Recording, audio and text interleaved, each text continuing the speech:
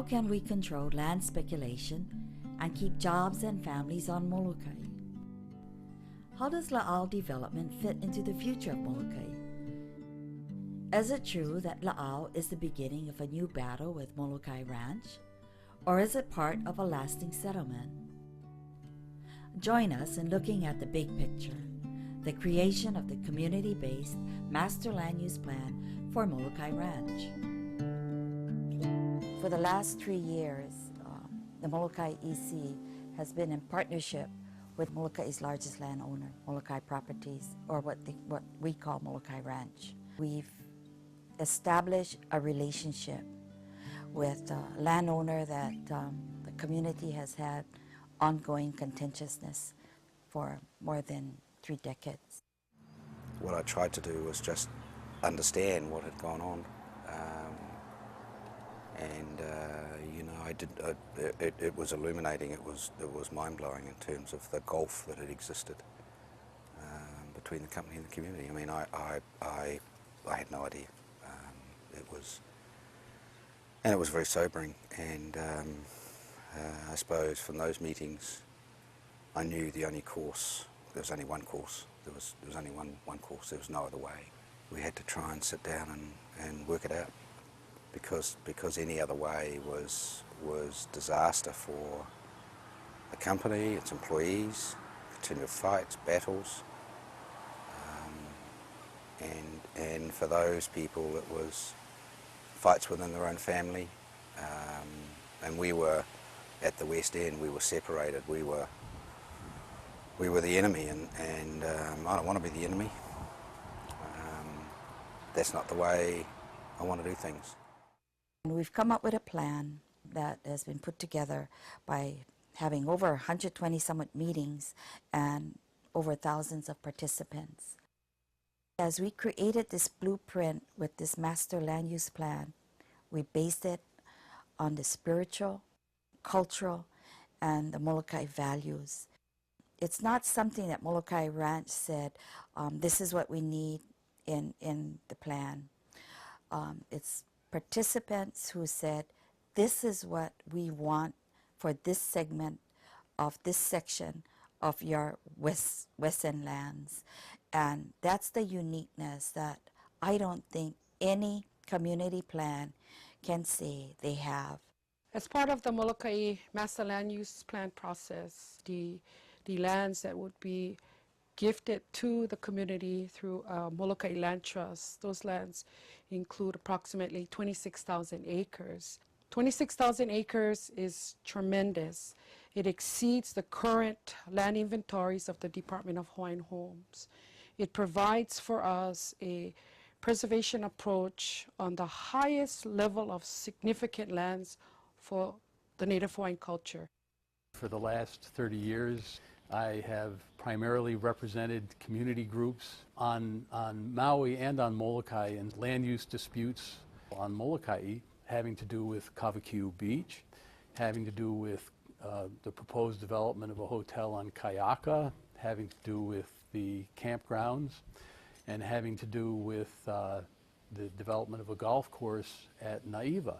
What I was very, very impressed by in this situation was the community and the ranch had come together in advance and had met for 2 years and had worked out a community-based plan for Molokai Ranch lands that was a settlement in advance of development that was superior to any of the settlements that I had been involved with over the last 30 years. We entered the process with the philosophy that this was going to be a joint effort of both the ranch and the community to work together on something that would be of benefit not just for this generation of people living on the island, but for future generations of all the people on the island, and especially the Native Hawaiian people to whom this, this is our homeland.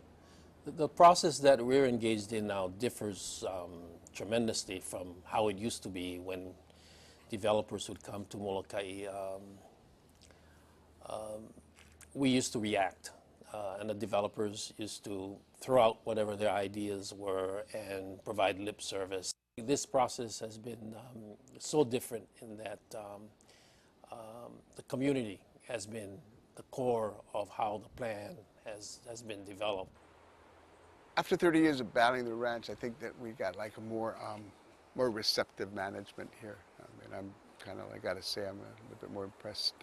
I mean, people who can at least paying attention to all those issues that we've battled historically for 30 years.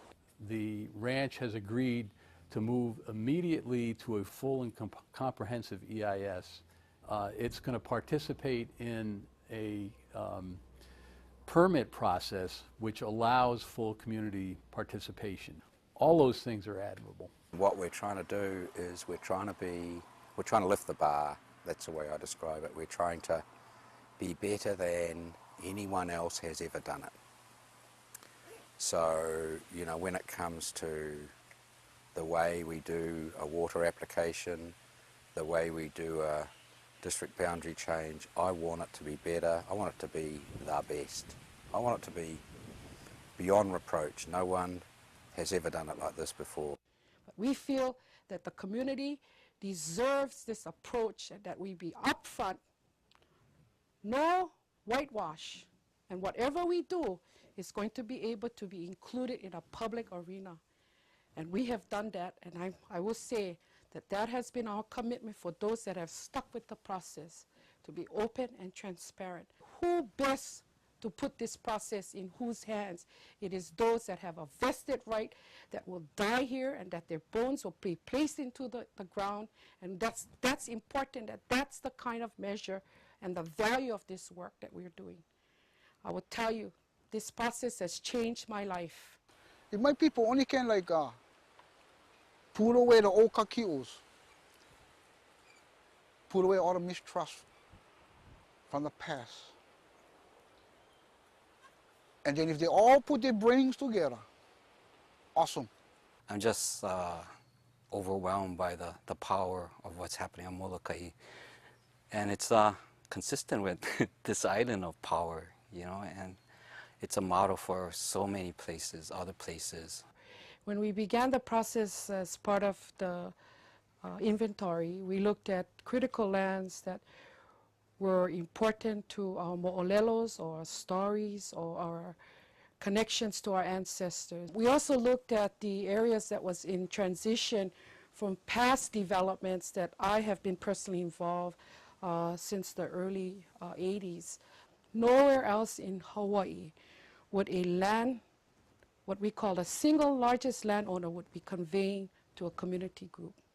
26,000 acres is substantial, and it is something that could not be turned away or walked away from.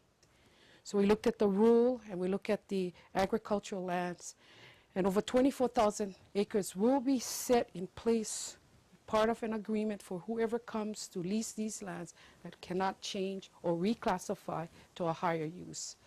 So you're talking about 80% of the lands that are currently owned by the largest landowner on this island.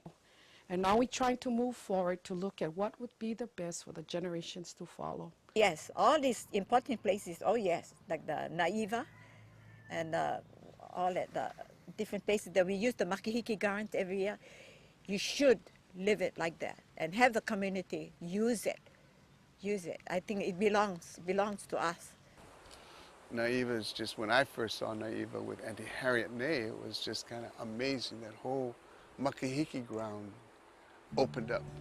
And the way the stories were told by her, you could just see people on Holoa slides. You could see the wrestlers in the rink. You could see those who were kind of like kite flying off the cliffs. You could see all those makihiki games. Every island claims they have the hula piko, but everybody knows that Molokai is truly the hula piko.